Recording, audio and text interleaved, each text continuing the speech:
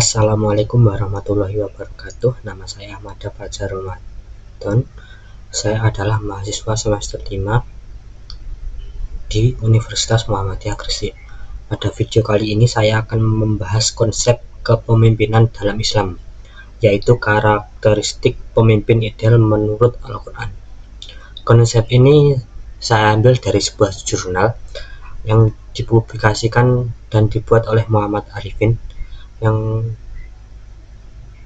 dengan metode penelitian kualitatif, dipublis pada 1 September 2023 dengan sumber data Al-Quran, Hadis, dan Tafsir.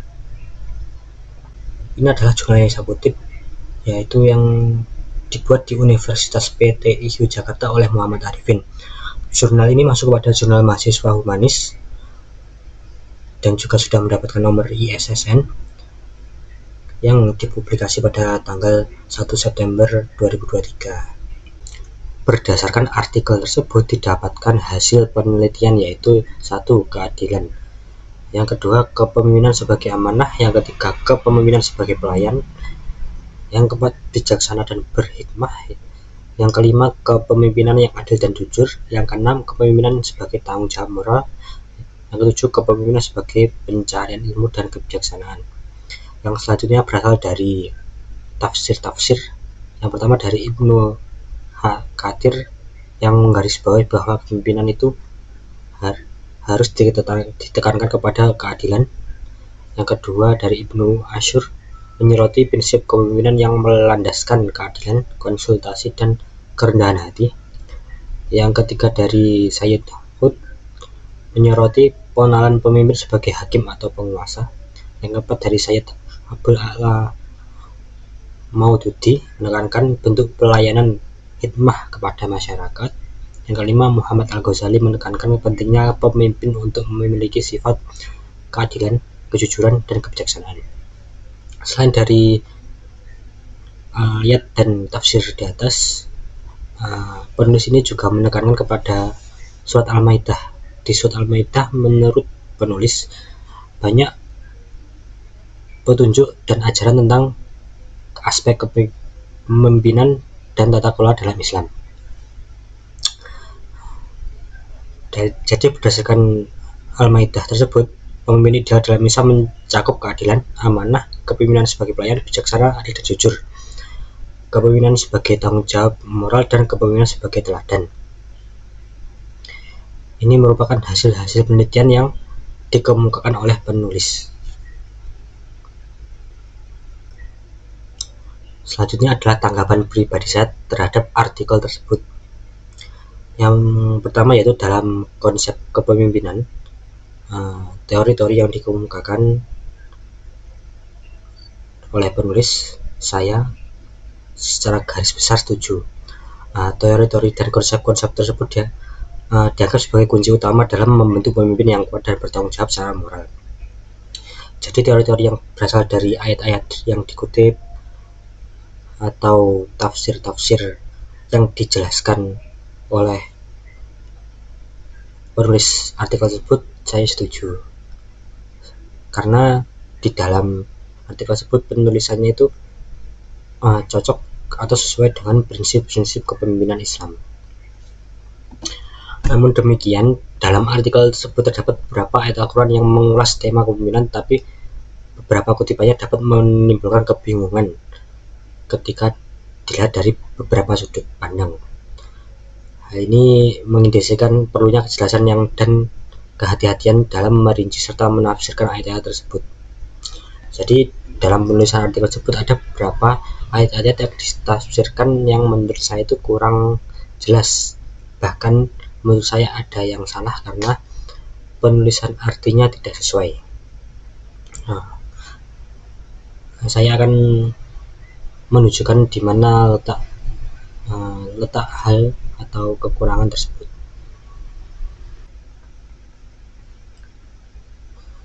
Ayat-ayat yang dikutip dalam artikel ini, maksud saya arti dari ayat-ayat yang dikutip dalam artikel ini saya bagi menjadi 3 klasifikasi. Yang pertama yaitu ayat yang benar-benar membahas tentang kepemimpinan. Yang kedua, ayat yang tidak spesifik membahas kepemimpinan, tapi konsep tersebut dapat menjadi konsep kepemimpinan. Yang ketiga, ayat-ayat yang salah diartikan dalam artikel ini. Oke, yang pertama yaitu ayat yang benar membahas kepemimpinan. Di sini disebutkan di surat Al-Baqarah ayat 30, yang artinya kurang lebih bahwa Allah menunjuk kita sebagai wakil di bumi ini. Jadi kita adalah ditunjuk sebagai wakil Allah atau pemimpin-pemimpin di muka bumi ini. Yang kedua, ayat Al-Maidah ayat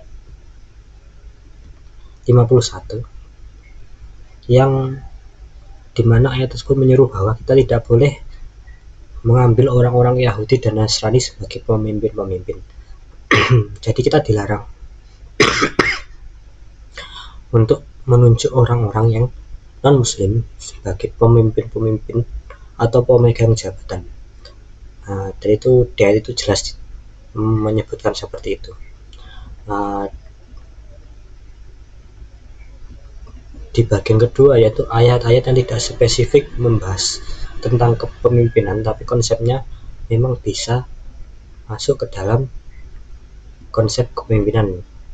Yang pertama yaitu Al-Hujurat ayat 9, di mana di situ menerangkan bahwa kita harus adil dalam sebagai manusia di segala aspek kehidupan. Nah, jadi di situ diterangkannya di segala aspek kehidupan, maupun di kepemimpinan ataupun tidak, atau di berbagai aspek apapun kita harus adil. Yang kedua di Al-Maidah ayat 8, di sana menyeru bahwa wahai orang-orang yang beriman, kita harus berperilaku adil dan jujur. Sebenarnya di ayat itu sama juga, tidak spesifik membahas sebagai pemimpin, tetapi memang menyeru kepada umat muslim bahwa kita harus selalu berperilaku adil dan jujur.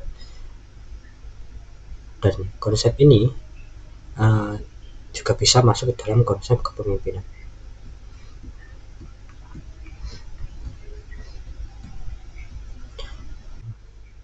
Ayat yang dikutip artinya selanjutnya adalah Al-Maidah ayat 47 dan 48. Di sini ayat tersebut menjelaskan bahwa segala sesuatu itu harus diputuskan berdasarkan kitab Allah, yaitu ketetapan Allah yang dituliskan dalam kitabnya.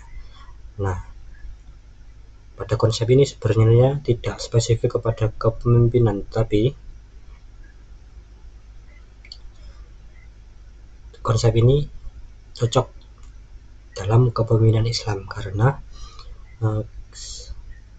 pemimpin harus menetapkan atau memutuskan segala sesuatu itu berdasarkan kitab Allah atau Al-Quran. Selanjutnya adalah ayat-ayat yang artinya dikutip di sini, contohnya tapi salah arti. Misal Al-Maidah ayat 44, ini sebenarnya arti dari ayat 48, dan di ayat 49 ini juga ini sebenarnya potongan dari ayat 48. Nah, penulis di sini mungkin melakukan kesalahan penerjemahan arti, dan hal ini sangat fatal. Dan selanjutnya di ayat 45 ini saya tidak bisa menemukan ini ayat arti dari ayat mana atau ayat berapa. Ini arti ini tidak jelas asal usulnya dari mana. Dan yang terakhir di ayat 50 juga sama, ini arti dari ayat berapa di Al-Quran itu tidak diketahui. Maka dapat kita ketahui bahwa dalam artikel ini terjadi kesalahan fatal, di mana penulisan arti itu salah, dan seharusnya tidak boleh terjadi hal seperti ini. Tanggapan selanjutnya dari saya yaitu didapatkan kesimpulan bahwa ada kekeliruan yang fatal dalam penulisan artikel ini karena ada terjemahan yang salah. Terdapat kutipan ayat yang universal atau tidak spesifik membahas kepemimpinan dalam Islam, tetapi semua yang disampaikan dalam artikel ini sebenarnya baik untuk konsep kepemimpinan. Melihat dari penulisan artikel ini, sebenarnya kita kalau mau mengambil teori dari Al-Quran secara langsung itu tidaklah mudah, butuh penafsiran yang mendalam. Dan menurut saya sebaiknya dalam praktek kepemimpinan kita mengambil kisah-kisah atau suri tauladan dari Rasulullah SAW, karena sudah jelas kepemimpinan beliau berdasarkan apa yang Allah kehendaki dan perintahnya yang sesuai dengan Al-Quran. Sekian video dari saya. Terima kasih. Wassalamualaikum warahmatullahi wabarakatuh.